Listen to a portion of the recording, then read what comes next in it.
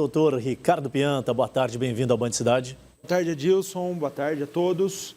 Assunto de hoje, política, e nos 45 do segundo tempo não podia faltar emoções, né? Não é só Corinthians e Flamengo que faz isso com a gente, mas as eleições aqui de Rondônia nos dão um Antes frio de na falar barriga. do debate realizado ontem, hoje é um dia muito aguardado por, principalmente, os candidatos ao governo de Rondônia, sobre a permanência ou não de Ivo Cassol na corrida eleitoral. Ele permanece, mas permanece ainda sob interrogações. Na manhã de hoje, nós tivemos, né, o início da votação da Suprema Corte em relação ao liminar que foi dado por Nunes Marques sobre o caso do ex-governador Ivo Cassol. O que acontece é que, nesse momento, a gente tem aí o Alexandre de Moraes pedindo vistas ao processo.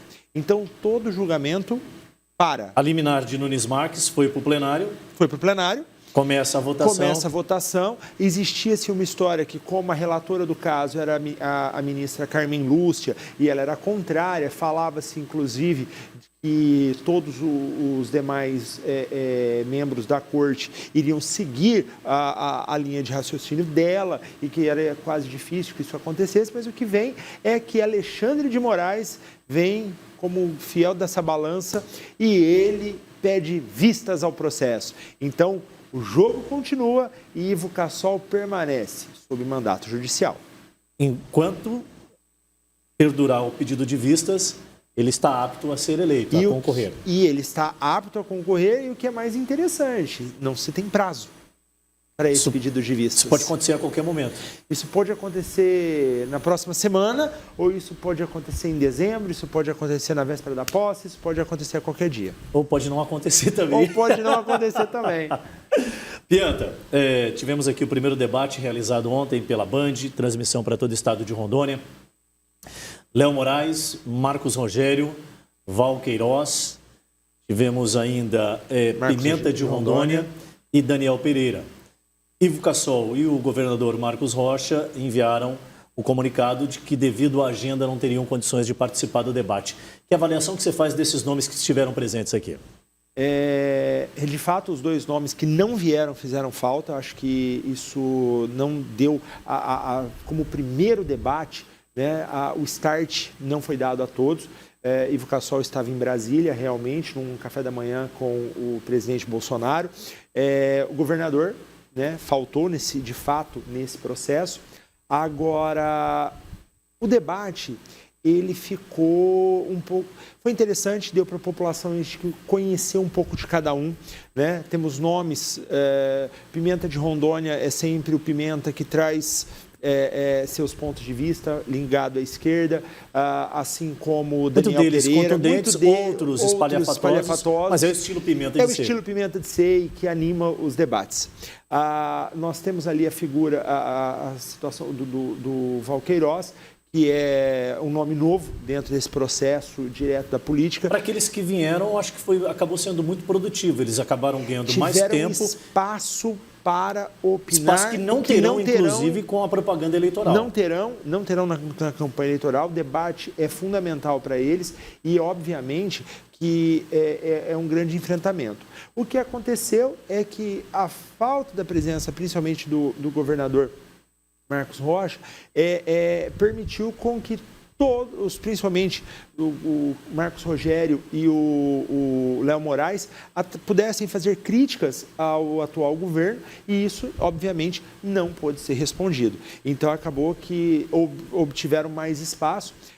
Uma coisa importante que acho que é saudável falar, não houve qualquer tipo de desentendimento entre os candidatos que aqui estiveram e eles mantiveram uma postura muito republicana. Eu acho que a gente tem que aplaudir a postura dos candidatos. A postura dos candidatos. Esperava-se, inclusive, até um ataque muito maior àqueles que faltaram.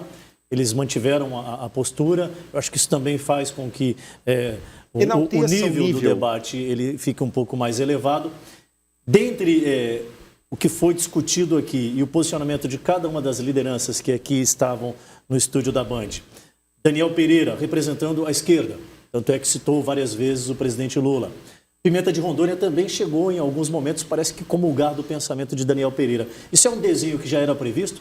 Com certeza, vai chegar. Se Daniel for para o segundo turno, obviamente, o Pimenta e todo o grupo seguem juntos. Até alguns nomes que ali estavam, que a gente coloca do lado meio que do centro-direita, ele conversa mais com a esquerda, né? Então, assim, isso vão ser nomes, vão ser situações que no segundo turno isso vai se desenhar. O que nós estamos vendo é que grandes mudanças ou remeleixos que a gente esperava ver no segundo turno, isso está acontecendo agora no primeiro turno. Que aí nós temos principalmente a figura de Ivo Cassol, que será um grande fiel dessa balança da eleição do primeiro turno. Mas é claro que a gente não pode tirar a possibilidade de qualquer um dos candidatos. Hoje, vocês apresentaram aqui a matéria do Podemos, onde lança, de fato... É justamente o que eu ia perguntar. Essa questão da corrida também, a vaga que está disponível, que estará disponível para o Senado, fica bem embolada, porque nomes que surgiram justamente com esse advento da possibilidade da candidatura de Assir Gurgax, né?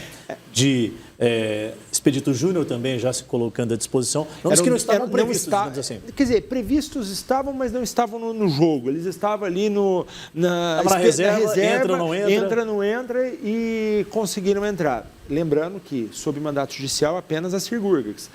Expedito totalmente regular sua candidatura. Era tudo uma questão de estratégia política mesmo. Sim, para ver e com essa conjuntura acabou acabou não entrando dentro do grupo com Léo Moraes e que isso fortaleceu ambos os nomes. Então, aguardando apenas a situação do vice do Léo Moraes. Nós teremos agora também, Pimenta, a rodada de entrevistas aqui com os candidatos. Acredito eu, todos já confirmaram a presença, que todos eles virão individualmente. Acho que é um outro espaço também para a população avaliar mais aprofundadamente o perfil de cada um dos candidatos.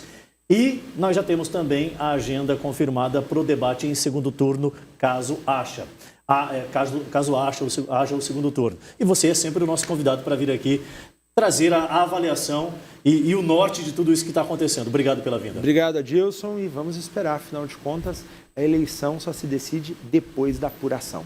Isso mesmo. E a votação este ano é 2 de outubro, se eu não estou equivocado, né? Dia 2 de outubro.